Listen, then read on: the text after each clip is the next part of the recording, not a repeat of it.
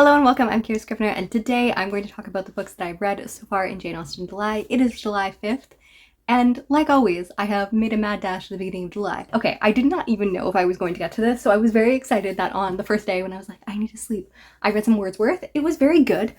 I found it so funny that all of his things, it's like all poetry, and the very end is prose, and I was like, I didn't know this man wrote any prose, and most of it is like an introduction to the same thing, and I was dying of laughter. But yes, let me give you an example. The first poem in here is An Evening Walk. The willows, weeping trees, the twinkling whore, I think that's how you say it, glanced off up toward a lawn breezy store, low bending over the coloured water fold. So yes, it's not necessarily my favorite kind of poetry. I prefer something, I don't know, just more grittier and you just feel like you're in the vibes of the characters. That's what I really love. But it was good. Am I gonna read 750 pages ever? Especially this month? Probably not. But it is good to start, and I can relate to many of the people talking about all the things in this. And then so far, the greatest part of this entire experience has been reading Evelina. I am enjoying it so much. Like, I knew I would enjoy it, hopefully, but I was completely in, and I just sat there and read page after page after page. So it looks like it's all letter form, which makes sense because Jane Austen really originated and pioneered narrative rather than letter forming novels, so it makes sense that those who come before her are mostly letter written or plays, etc. And I'm really enjoying this. I have two things in here because it has a very beautiful explanatory notes part, which I love. It begins with detailing the experience of Evelina's young life. So we have her guardian, who is a reverend, and he was the tutor to her grandfather, and her grandfather made a hasty marriage and then produced her mother, and then things happened and the grandmother, who was of a lower class, ran off with a French nobleman and lived her life and abandoned her daughter to the care of this reverend. And then when the daughter grew up to be a little bit older, she wanted to see her mother, and her mother forced her into a marriage and she eloped, and then the guy said that it wasn't real, so the child was assumed to be illegitimate, and he's taken that child, named her Evelina, and raised her in his care. And now she is finally kind of getting out into the world, and he is very, very terrified that what happened to her mother will happen to her. The mother either died in childbirth or she just combusted because of sickness and illness and the scandal of it all. I think she died in childbirth though.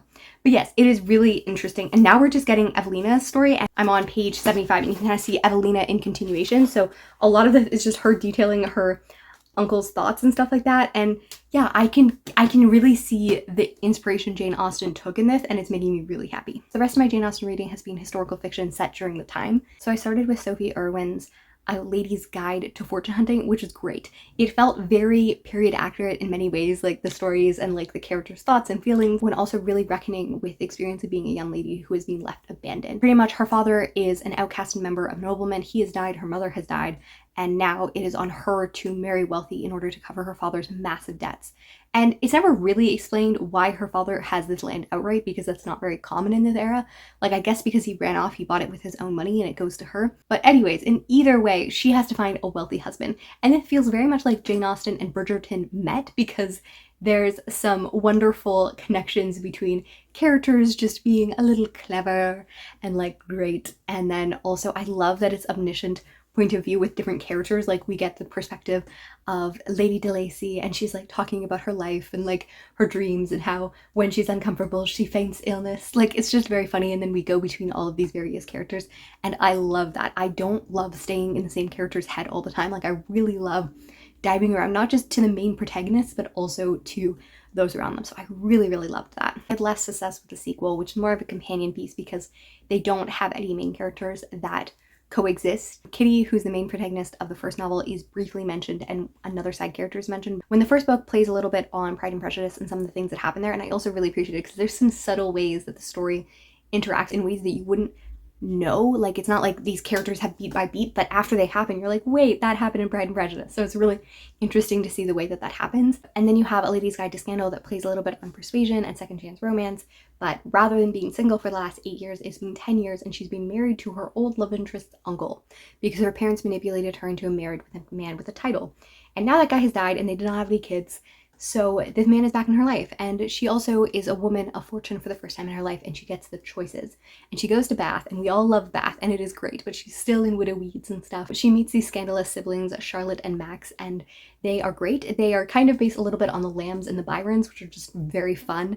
And also they are half Indian because their father married an Indian noblewoman, and I love that as well. British India was a very popular destination for people during this era, and like lots of colonial stuff happening, and intermarriage did happen, and it did interact with the British peerage. So I really appreciated that element, and kind of talking about racism and the way that everyone is scandalized. He's like, you know, even when I was a child, I was scandalized for everything because I was made to be different and to be more sexual and to be more mischievous in all of the ways.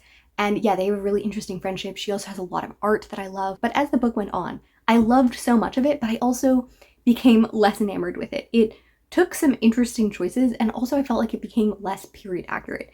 There's some choices about freedom and about other things that just, I think that you can do really good feminism during the era that works really well, but often the language and the way that they go about it sound very, very much like a 21st century woman put back there. And I'm not saying that the desires and the thought processes are totally divorced from now, but I just think that the way that someone is a feminist in 1819 is different than today, and that should show, and this book did not in many ways. And I also just felt that some of the characters were warped in order to deal with plot rather than in a natural progression from where their characters had been at the beginning of the novel. Like, it felt like we just jumped over some things, and I was like, this kind of jumped the wheel a little bit. So I am interested to read her next book, How to Lose a Lord in 10 Days, which sounds exciting. Also, A Study in Scandal didn't deal with the different characters going around and having multiple points of view, which I love. Like, it's one of my favorite parts. So I think that that was really neglected in my point of view. I think I would have loved it more if I had have seen everyone's point of view. But then also some of the secrets and reveals would have been more opened. But yeah, I gave it 3 stars. I just didn't love it in the same way that I love the first one. And the last book that I read for Jane Austen isn't actually set during her time. It's set in 1750s. I just, based on the title, I just thought that it looked Regency, so I assumed. But it was set about 60 years before, and is set during the Age of Enlightenment and has a lot of like salons and stuff. And it's very misleading because the characters on the front cover are dancing, and there's one dance, and it's only at the very end. It is much more concerned with coffee shops and salons than it is about high society. And it's all this woman who's 25 years old, and she's engaged to a man who's killed 2 of his wives, and he's only 29. And she has a childhood friendship with his brother, who is her brother's best friend. So the best friend is Matthew Talbot. He is a naturalist and a surgeon. He has traveled throughout the New World. And, you know, we kind of get to know that there are some things that he's hiding about his times during that experience. And I would say that their romance is very physical in nature. Also, for the fact that I thought this looked quite cute, and it's definitely not as spicy as some books, but it was spicier than I assumed that this Regency novel that looked like it was, like I thought that it possibly could be YA would be. There's a moment in which Charlotte worries that Matthew doesn't really know her for herself, and I was like, yeah, you guys barely talk. You kind of knew each other at children, but you didn't talk then because he was too embarrassed, and she was like, my brother that I barely see. And now they're just mostly like never in interactions. Like, they're in small moments where he's like either watching her or like she's being nice to him for a moment, but like they don't have a deep understanding of each other. So yeah, it was just mostly like them staring at each other being like, I wish I could take off his cravat. And I'm like, okay. I love good flirting and banter in books, but I also want them to have like a deep emotional connection, and I just really didn't feel that. I really, really loved the love interest in Sophie Irwin's first novel, the fortune hunting one. I thought it was so good, and it also felt very period accurate. And I even really liked the love interest in her second book as well. I just felt that there wasn't as much like connection there, you know, in a like authentic, long-lasting way. And I know I'm comparing books that don't need to be compared. But yes, I just felt that. Like, it was cute. It had more pirates than it had dancing, which I was like, cool. We love talking about pirates. And there was elements, and we talked about race as well. Again, it also felt very much like a 21st century view on that as well. Like, it felt like an awakening. Like, I think she literally was like, me, as a white upper-class woman, has never thought about this. I feel like the waking up experience would be slightly different for a 1750s woman, you know? Like, I think she would think slightly differently.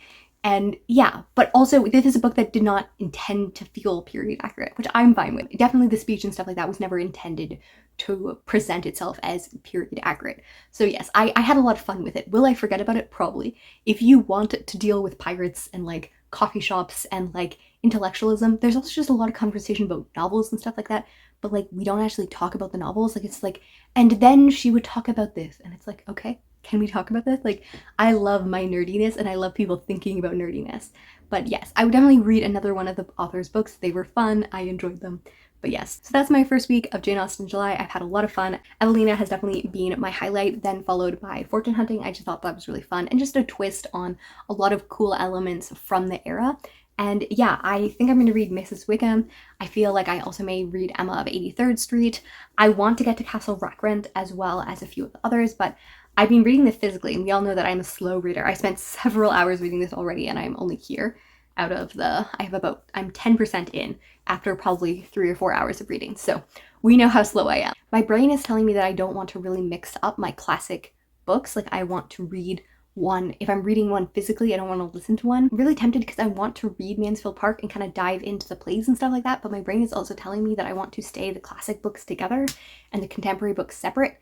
But I also don't know if I want to continue on to contemporary books on audio because I'm not enjoying them as much. So I don't know where to go from here. I would love to know which books you're reading in Jane Austen July this week, as well as elsewise. I read 3 other romances because at the beginning of the month I was like, I can totally read Evelina, and then I'll start onto other books. I read Life's Too Short by Abby Jimenez, which reveals the thing that I learned in June, which is she is amazing and a really great author and deals with a lot of complex issues, and I really, really like that book.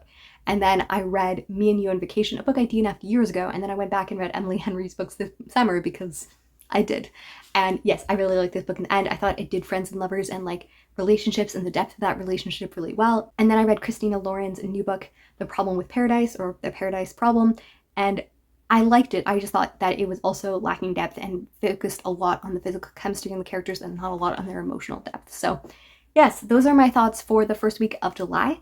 I would love to hear your thoughts, and I'll talk to you soon.